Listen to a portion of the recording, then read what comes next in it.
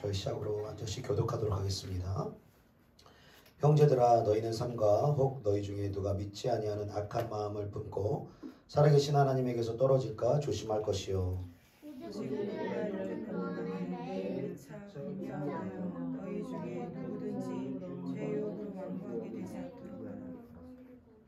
우리가 시작할 때 확신한 것을 끝까지 견고히 잡고 있으면 그리스도와 함께 참여한 자가 되리라. 성경에 일렀으되 오늘 너희가 그의 음성을 듣거든 경고하시게 하던 것 같이 너희 마음을 완고하게 하지 말라 하였으니. 듣고 격노하시게 하던 자가 누구냐? 모세를 따라 애굽에서 나온 모든 사람이 아니냐? 또 하나님이 40년 동안 누구에게 구하셨느냐? 그들의 시체가 광야에 엎드려진 잠잠 자들에게가 아니냐? 또 하나님이 누구에게 맹세하사 그의 안식에 들어오지 못하리라 하셨느냐? 곧 순종하지 아니하던 자들에게가 아니냐? 이러건대 그들이 믿지 아니함으로 능히 들어가지 못한 것이라. 아멘. 기도하시겠습니다. 살아계신 주님, 오늘도 하나님의 생명의 말씀을 대언하며 그 말씀을 사모함으로 듣는 시간을 허락해 주심을 진심으로 감사드립니다. 성령 하나님, 이 말씀이 살아 역사하여 좌우의 날성공과 같이 예리하여 우리 혼과 영과 골수를 찔러 쪼개는 하나님의 사랑과 은혜와 그 은혜에 합당하지 못하게 사랑하는 우리의 삶을 회개하며 돌이키게 되는 은혜와 생명의 시간 되게 하여 주시옵소서. 그렇게 하실 주님께 감사드리오며 예수님의 이름으로 기도드리옵나이다. 아멘. 오늘은 나의 구원을 어떻게 증명할 수 있는가, 나의 구원을 어떻게 증명할 수 있는가라는 제목으로 하나님의 말씀을 증거하도록 하겠습니다. 성경을 전체적으로 관통하여 흐르는 위대한 두 가지의 진리가 있습니다. 한 가지는 하나님께서 인간의 삶을 주관하시고 다스리신다는 것이죠. 그리고 또 다른 한 가지는 하나님이 인간을 당신의 주권과 은혜로 다스리시되 인간은 하나님에 대한 마땅한 책임을 가지고 살아야 한다라는 진리인 것입니다. 하나님은 우리를 붙드시고 도우시고 은혜 주시고 인도하시는 주관자이시며 인간은 그 도우심에 따라 믿음으로 순종할 마땅할 책임을 보여주고 있는 것이 성경 전체에 흐르는 주요 메시지인 것입니다. 이 두 진리의 사이의 균형을 유지할 때만 우리는 신앙의 극단을 갖지 않을 수가 있는 것입니다. 하나님의 주권과 은혜를 강조한 나머지 신자들이 가져야 될 마땅히 행해야 할 그 책임과 의무와 순종을 등한히 여길 수 있는 것이고, 또 인간의 책임과 순종을 강조한 나머지 하나님의 절대적인 주권과 은혜를 무시하거나 도외시하는 그러한 경향들이 충분히 있을 수가 있다는 것입니다.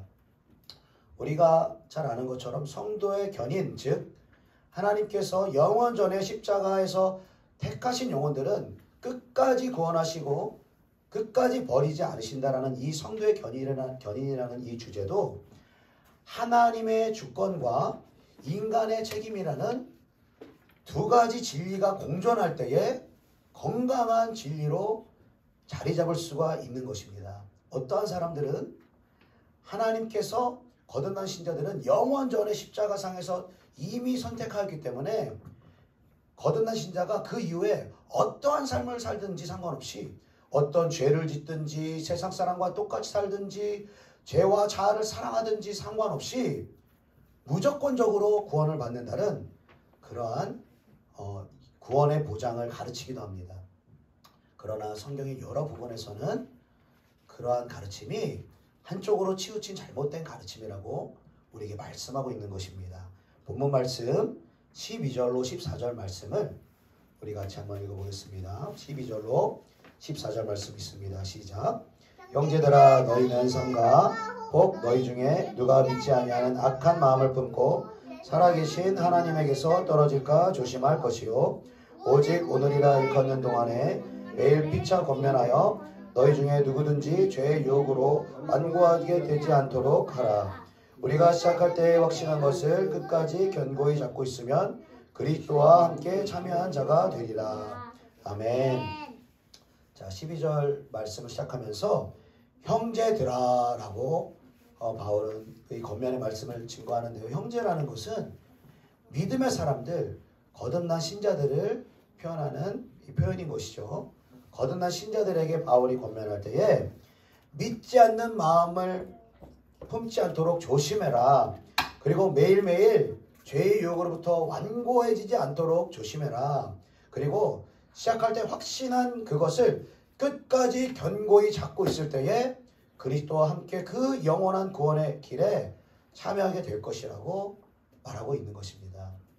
우리가 이 말씀을 조금 오해하게 되면 이러한 권면은 이미 구원을 얻은 구원의 확신을 가진 이 신자들에게 구원에 대한 의심이나 두려움을 주는 그런 말씀으로 우리가 오해를 할 수가 있습니다. 그러나 이 말씀은 이미 구원의 경험을 한 구원의 확신을 가지고 있는 신자들을 그 구원의 확신을 흔들려는 그러한 말씀이 아니라 오히려 신자들의 믿음을 붙들어 주려고 하는 말씀, 깨어있는 믿음을 가져야 한다는 그러한 경각심을 주는 우리의 믿음을 지켜주는 그러한 말씀인 것입니다. 이 구절을 이 구원을 우리에게 있는 구원에 대한 믿음을 흔들려는 의심을 가지려고 하는 방편으로 이 말씀을 사용하는 것이 바로 악한 원수 마귀의 속임수요 관계라는 것입니다. 우리가 복음서에서 예수님께서 이 공생애를 시작하기 전에 이 40일 금식을 하시고 마귀에게 시험을 받는 장면이 나옵니다. 그때 두 번째 예수님을 마귀가 시험할 때 성전 꼭대기에 올라가게 하고 하나님의 아들이거든 뛰어내리라고 마귀가 말하는 것이죠. 그리고 이렇게 마귀가 이야기합니다. 기록되었으되 그가 너를 위하여 그의 사자들을 명하시리니 그들이 손으로 너를 받들어 발이 돌에 부딪히지 않게 하리로다 하였느니라. 기록되었으되 말하는 거예요. 마귀도 성경 말씀에 기록되었으되 어떤 말씀을 인용하느냐? 시편 91편 말씀을 인용하는 거예요. 하나님이 너를 위하여서 사자들을 명할 거니까 네가 뛰어내려도 너는 다치지 않을 거야. 마귀도 말씀을 인용하는 거예요. 그러니까 예수님이 또 말씀으로 물리치시죠. 주 너의 하나님을 시험하지 말라. 신명기 말씀으로 이 마귀가 잘못 말씀을 인용하는 것을 주님께서 물리치시는 것을 볼 수 있다는 것입니다. 우리가 정말 깨어서 기도하며 성령의 인도하심 받아 말씀을 분별하지 않으면 우리는 자칫 잘못하면 마귀가 원하는 대로 우리 자아가 원하는 대로 말씀을 잘못 해석하고 오히려 말씀 때문에 시험을 들고 말씀 때문에 구원의 자리에서 멀어지고 두려워할 수가 있게 되어질 수도 있다라는 것입니다. 자, 우리가 14절 말씀을 다시 한번 유념해서 우리가 보기를 원하는데요. 14절 말씀 다시 한번 우리가 읽어보겠습니다. 14절 시작. 우리가 시작할 때에 확신한 것을 끝까지 견고히 잡고 있으면 그리스도와 함께 참여한 자가 되리라. 아멘. 자, 시작할 때 확신한 것을 끝까지 굳게 잡고 있으면 그리스도와 함께 참여한 자가 된다. 너무나 귀한 말씀이죠.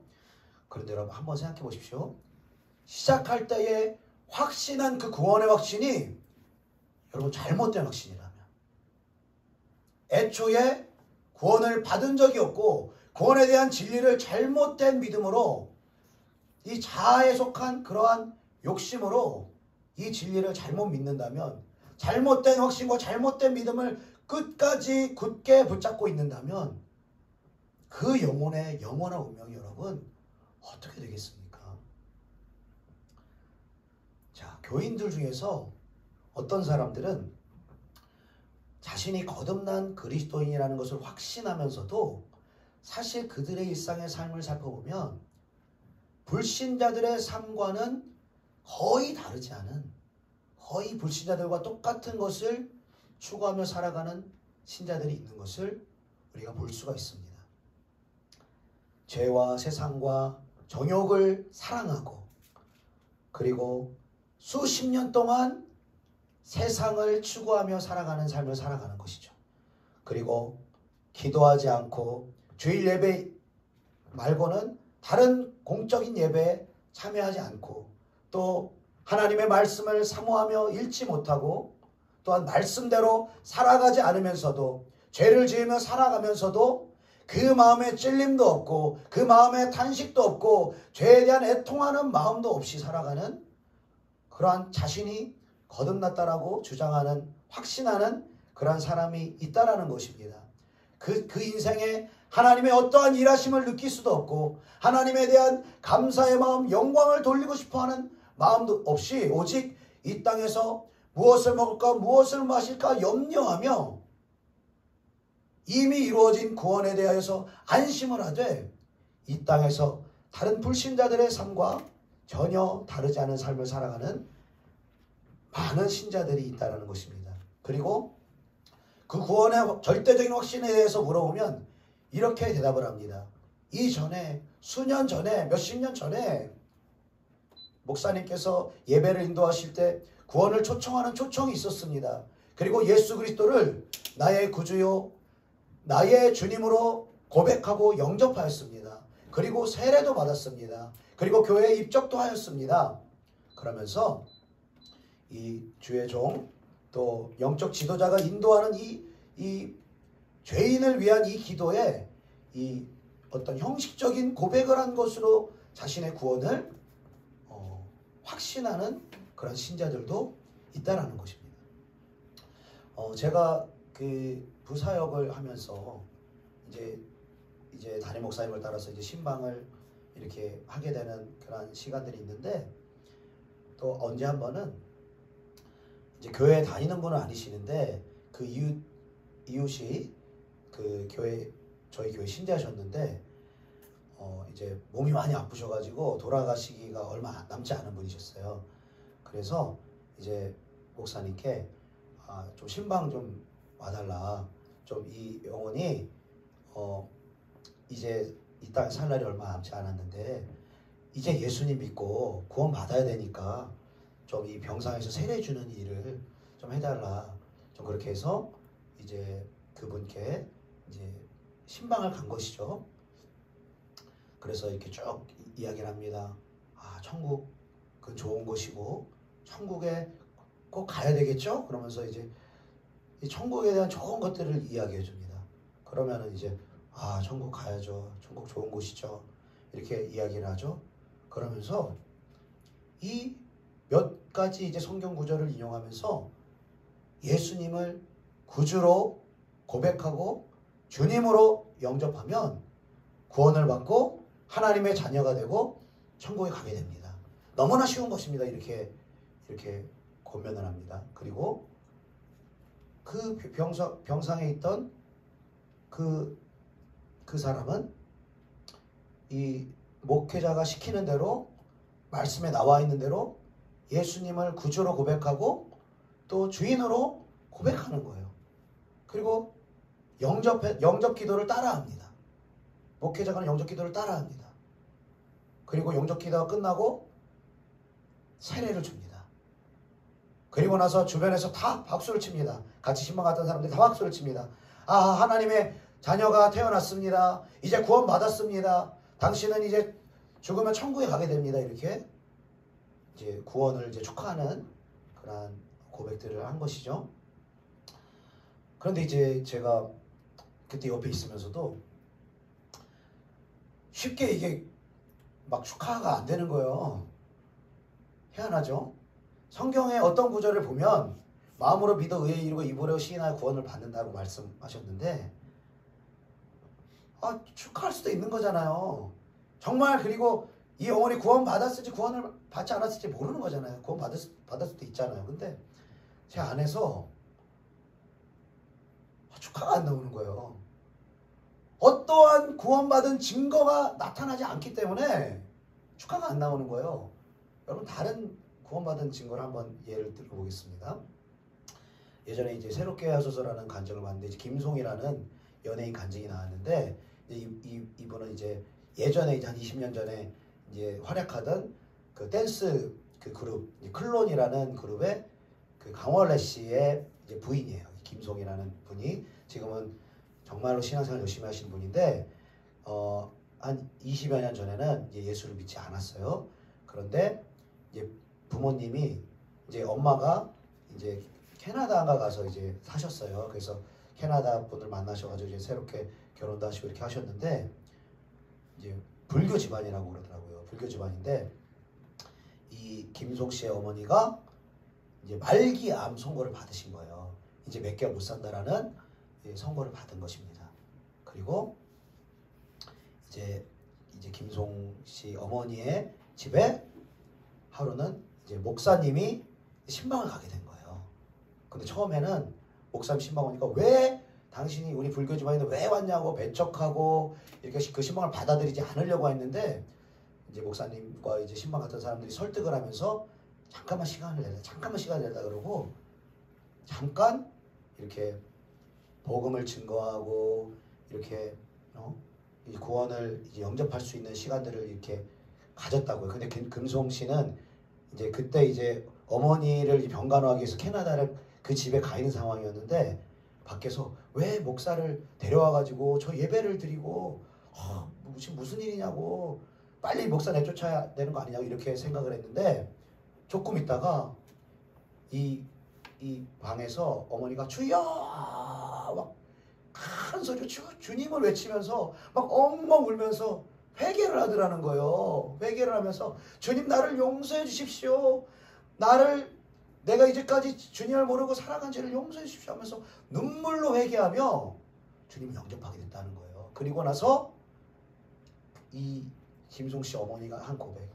이제라도 하나님을 알게 되었으니 너무나 감사하다. 그리고 너희들도 하나님 믿어야 된다. 예수 믿고 천국 가야 된다. 그때부터 복음을 증거하기 시작하는 거예요. 여러분 누가 확실히 여러분 구원받은 것입니까? 전자입니까? 후자입니까? 후자는 확실히 구원받은 것입니다. 회개와 복음을 믿는 믿음을 통하여서 구원을 받은 것입니다. 그러나 현대 많은 교회들은요. 이 영혼이 거듭나는 이 구원의 역사 가운데 회개가 빠져있다라는 거예요. 참된 회개가 빠져있는 구원을 가르친다라는 것입니다. 그리고 마음으로 믿어야지 의에 이르는데 마음으로 복음을 믿는 마음이 생기기도 전에 형식적으로 이 복음의 내용을 고백하기만 하면 죄인의 기도를 따라서 고백하기만 하면 구원받았다고 수여해버리는 단정지어버리는 그러한 일들이 교회 안에 너무나 많이 있다라는 것입니다. 여러분 구원은 목사님이 수여할 수 있는 게 아니에요. 구원은 세례 받았다고 세례가 구원의 증거가 될 수가 없다라는 것입니다. 사도 바울은 빌립보서를 통해서 우리에게 항상 복종하여 두렵고 떨림으로 너희의 구원을 이루라고 권면하고 있습니다. 하나님께서 우리의 구원을 주권적인 하나님의 은혜와 인도하심을 통해서 우리의 구원을 이루어 가시되 우리 신자들도 마땅히 구원받은 신자가 행해야 할 믿음과 순종과 책임을 하나님 앞에서 감당해야 된다는 구원의 진리를 사도 바울은 증거했다라는 것입니다. 삶에서 거듭난 그리스도인의 증거가 나타나지 않는 입술로만 주님을 부르는 잘못된 거짓된 신앙 고백에 대해서 주님 마태복음 7장을 통해서 우리에게 이렇게 말씀하십니다. 나더러 주여 주여 하는 자마다 다 천국에 들어갈 것이 아니요 다만 하늘에 계신 내 아버지의 뜻대로 행하는 자라야 들어가리라. 형식적으로 주님을 고백하는 그러한 신자들은 절대로 하나님의 뜻대로 살지 않습니다. 하나님의 뜻대로 살지 않아도 죄를 짓는 삶을 살아도 마음의 경각심이나 두려움이나 이 죄책감으로 들지 않습니다. 물론 거듭난 신자들도 넘어질 수 있습니다. 그리고 일정 기간, 때로는 오랜 기간 하나님을 떠난 삶을 살 수도 있습니다. 저 또한 죄에 넘어지는 시간들, 죄로 인하여서 거듭난 이후에도 방황하는 시간들을 보내봤어요. 거듭난 신자들도 넘어질 수 있습니다. 때로는 죄를 지을 수도 있습니다. 습관적으로 죄 짓고 타락하는 시간이 있을 수도 있습니다.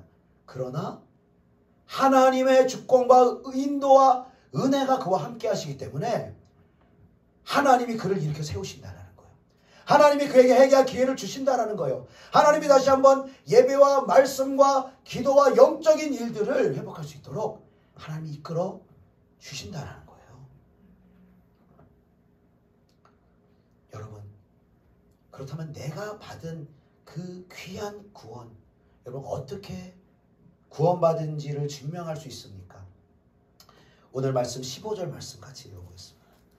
15절 말씀 같이 시작.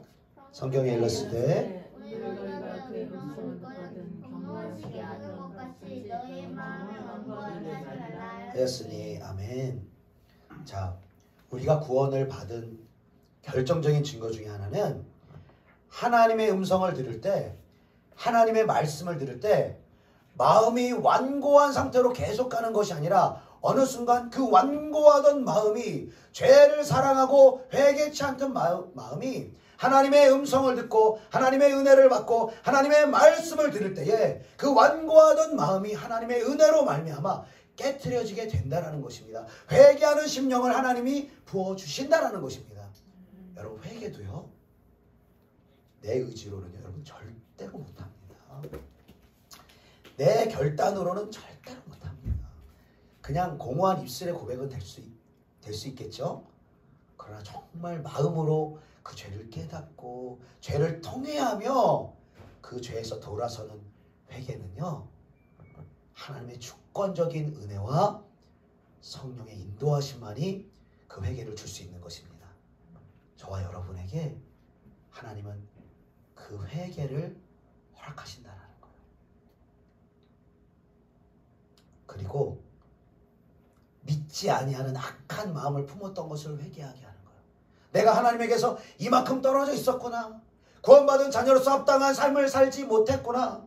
그리고 죄에 대한 유혹에서 완고해져서 죄를 사랑하고 세상을 사랑하고 있었구나.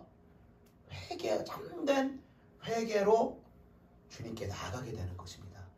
사랑하는 여러분, 저와 여러분에게 하나님의 회개하는 역사가 있었습니까? 여러분, 하나님께 감사하시기 바랍니다. 우리를 회개케 하시고 우리를 죄에서 돌이키시고 우리를 영적인 은혜와 진리 앞으로 인도하신 하나님을 찬송할 수 있기를 축복합니다. 두 번째로, 여러분, 내가 받은 구원을 여러분 어떻게 증명합니까? 거듭난 자는, 진실로 구원받은 자는 반드시 영적인 성장의 길로 나아가게 되어 있습니다. 우리 18절 19절 말씀 같이 읽어보겠습니다. 18절 19절 말씀 시작. 또 하나님이 누구에게 맹세하사 그의 안식에 들어오지 못하리라 하셨느냐? 곧 순종하지 아니하던 자들에게가 아니냐? 이러보건대 아멘, 아멘. 이스라엘 백성들이 하나님의 안식인 이 가나안 땅에 들어가지 못한 것은 그들이 믿지 아니했기 때문에, 믿지 아니함으로 순종하지 못했기 때문에 들어가지 못했다라고 말씀하고 있습니다. 여러분, 놀랍게도 18절에는 순종하지 아니했기 때문에 안식에 들어가지 못했다라고 했는데, 그 문맥으로 보면은 19절에도 이러보건대 그들이 순종하지 아니하였으므로 등이 들어가지 못한 것이라 이렇게 말씀을 해야 되는데, 앞절에서는 순종하지 아니했기 때문에 못 들어갔는데 19절에는 그들이 믿지 아니함으로 들어가지 못했다 이렇게 말하고 있습니다. 여러분, 무슨 말입니까? 믿음과 순종은 분리될 수가 없다라는 거예요. 정말 믿었다면, 정말 구원받고 거듭났다면 때로는 넘어질 수 있고 어떤 일정 기간 죄 가운데 거할 수 있지만 이 영혼은 다시 한번 회개하고 순종하는 길로, 하나님의 뜻을 따라 행하는 길로 하나님이 인도해 주신다는 것입니다. 여러분, 믿음에는 여러분 두 가지 믿음이 있습니다. 첫 번째 믿음은 나를 위한 믿음입니다. 그리고 두 번째 믿음은 주님의 영광을 위한 믿음입니다.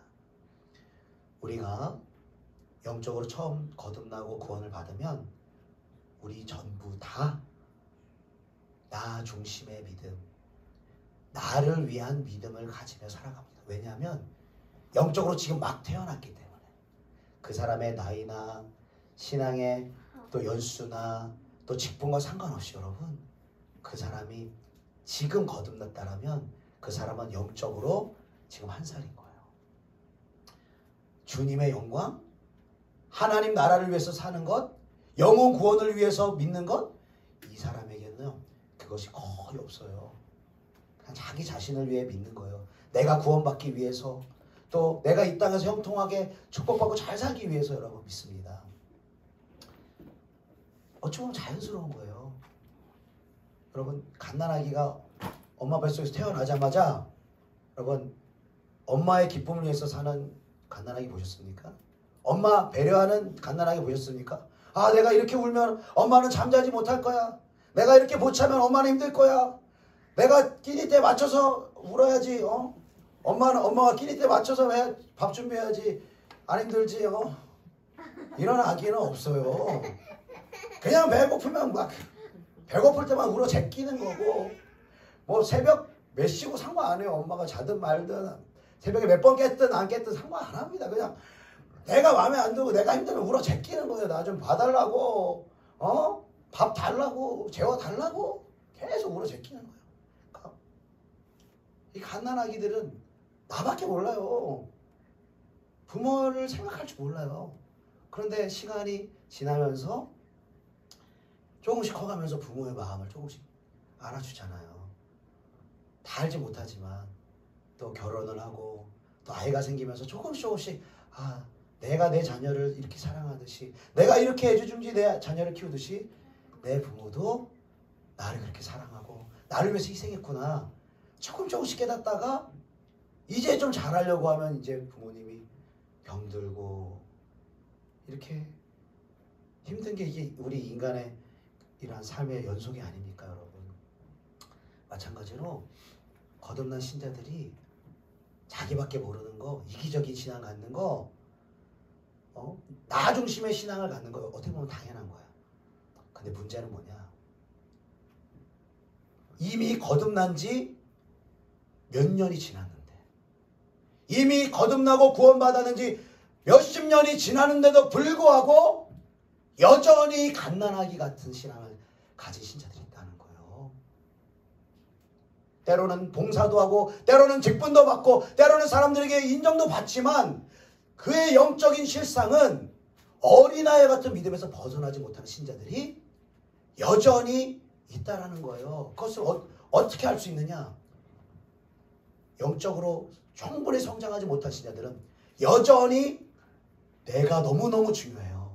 내가 내 삶의 중심이요, 내 신앙의 중심이요. 내 기분, 내 감정, 내 입장, 내가 잘 되기 위해서 믿는 거예요. 그러니까 이러한 신자들이 교회에 많아진다고 생각해 보세요. 거듭났는데 영적으로 성장하지 못하고 아직도 어린아이와 같은 믿음을 가진 신자들이 많다고 생각해 보세요. 그리고 어떤 신자들은 실제로는 거듭나지 않았어요. 실제로 아직 태어나지도 않았어요. 그냥 회개 없이, 마음으로 믿는 믿음 없이 그냥 형식적인 기도를 따라하고 실제적으로 성령이 내주하는 어떠한 증거도 나지 않은 거듭나지 않은 신자들도 많고, 거듭났다 하더라도 영적으로 자라나지 않는 신자들이 교회에 넘쳐난다고 생각해 보세요. 그럼 교회가 어떻게 되겠습니까? 당연히 분쟁하는 거예요. 당연히 분열하고 싸울 수밖에 없어요. 왜냐하면 어린아이기 때문에. 다 내 입장을 고수하고 내 방법을 고수하고 각자의 경험이 다르기 때문에 내 것을 주장하는 거예요. 교회에서 예수님의 것을 주장하고 하나님의 말씀을 주장하고 기도하며 성령의 인도를 분별하는 것이 아니라 내 것을 자꾸 교회에서 하려고 그러는 거예요. 내가 옳다고 생각하는 것을 하려고 하는 거예요.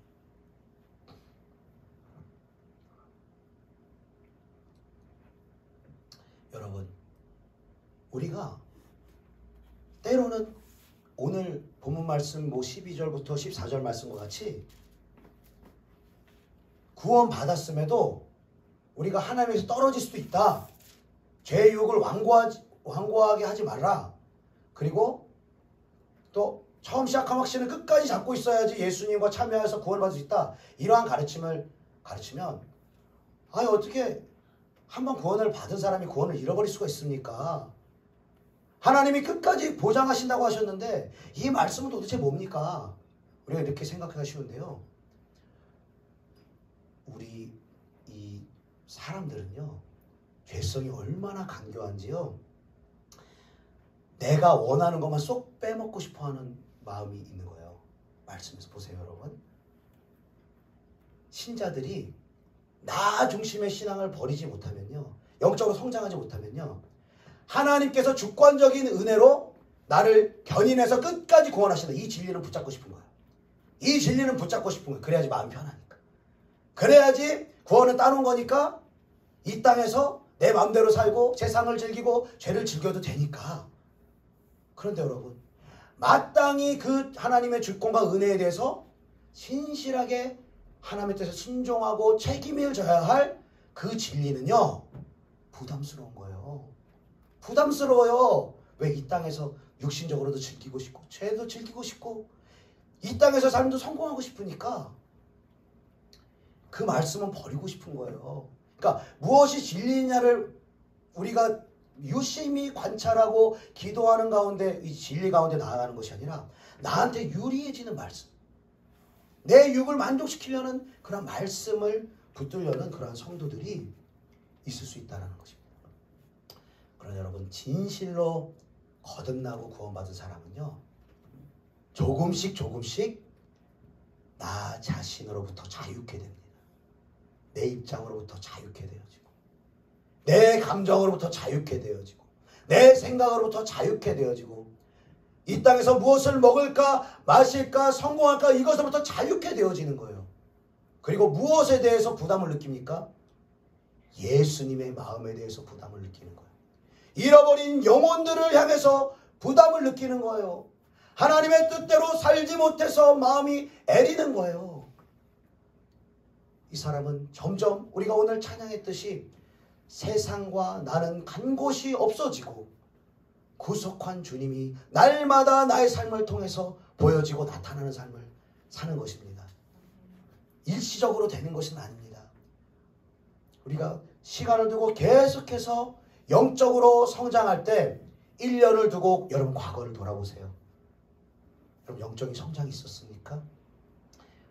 회개함이 있었습니까? 하나님의 진리의 말씀을 더 알게 되었습니까? 예배를 사모하게 되었습니까? 기도가 열려지셨습니까? 여러분, 그렇다면 우리는 확실히 구원을 받은 사람들이며 그 구원을 지금 담대하게 선포해도 괜찮은 것입니다. 그리고 계속해서 그 구원을 이루어 가야 하는 것입니다.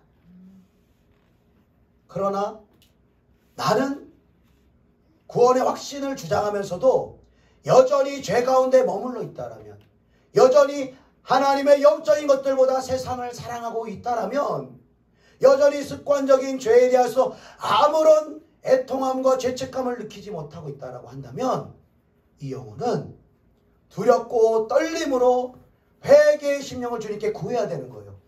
하나님, 나를 용서하시는 회개의 심령을 나에게 부어 주시옵소서. 형식적인 신앙 고백만 하는 사람이 아니라, 세상 사람들과 똑같이 살아가는 것이 아니라, 나를 위해서 예수를 믿는 것이 아니라 하나님의 영광을 위하여서 예수를 믿게 하여 주시옵소서. 나의 구원을 내가 천국 가기 위해서 사용하는 것이 아니라 우리가 영적으로 성장할수록 나의 구원을 하나님의 영광을 위해서 사용해야 되는 것입니다. 나의 구원을 통해서, 거듭난 생명을 통해서 수많은 잃어버린 영혼들의 구원을 위해서 나의 구원을 사용하는 것이 바로 거듭난 사람의 올바른 영적 성장의 길이라는 것입니다. 그래서 갈라디아 2장 20절에 내가 그리스도와 함께 십자가 못 박혔나니 그런즉 이제는 내가 산 것 아니요 내 안에 그리스도께서 하시는 것이라. 이제 내가 육체 가운데 사는 것은 나를 위해서 나를 사랑하사 자기 자신을 버리신 하나님의 아들을 믿는 믿음 안에서 사는 것이니라. 사랑하는 여러분, 하나님이 우리에게 주신 그 구원의 기쁨의 날마다 감사하며 하나님을 찬송하시기 바랍니다. 우리를 다시금 회개케 하시고 다시금 진리의 말씀을 회복케 하시고 기독케 하신 주님께 감사 영광 올려드리시길 바랍니다. 그리고 이제는 우리가 하나님의 주권과 은혜로 주님이 우리를 인도하실 때에 그 한편의 진리만 붙잡고 나아가는 것이 아니라 하나님이 십자가에서 우리를 위해서 이루신 모든 그 은혜에 합당한 그 열매를 맺어갈 수 있도록 마땅히 따를 순종과 책임도 같이 갈 수 있는 그 진리도 함께 이루어 나아가는 우리 모든 믿는 신자들의 거룩한 삶이 될 수 있기를 예수님의 이름으로 축복합니다. 기도하겠습니다. 사랑이 많으신 주님, 은혜를 감사드립니다. 아버지, 구원받을 자격이 없는 우리, 사랑받을 자격이 없는 우리, 죄를 짓고 하나님에게서 떨어져 있던 우리를 오직 예수 그리스도의 십자가의 공로로 우리를 긍휼히 여기고 우리를 사랑하여 주셔서 우리를 구원하여 주심에 감사 영광 올려드립니다. 아버지, 그뿐만 아니라 우리가 형식적인 어떤 기계적인 구원을 우리가 수여받은 것이 아니라 이 땅에서의 우리의 삶을 아버지 계속해서 우리가 이 땅의 삶을 살아가면서 하나님을 갈망하게 되어지고 영적인 것을 더 사모하게 되어지고 기도와 말씀에 더 가까이 나가게 되고 더 하나님께 순종하고자 하는 마음, 또 죄를 통회하고 버리고자 하는 마음을 우리에게 허락하심을 감사드립니다. 날마다 우리에게 주신 그 구원을 두렵고 떨림으로 이루어 가게 하시고 우리의 구원이 흔들리는 것이 아니라 날마다 우리와 함께 하시고 우리를 순종의 길로 인도하시는 그 주님의 인도하심을 보며 우리의 구원을 확신하며 안심하며 하나님 앞에 영광 올려드릴 수 있는 우리의 모든 삶 될 수 있도록 우리를 축복하여 주시옵소서. 감사드리오며 예수님의 이름으로 기도드리옵나이다. 아멘.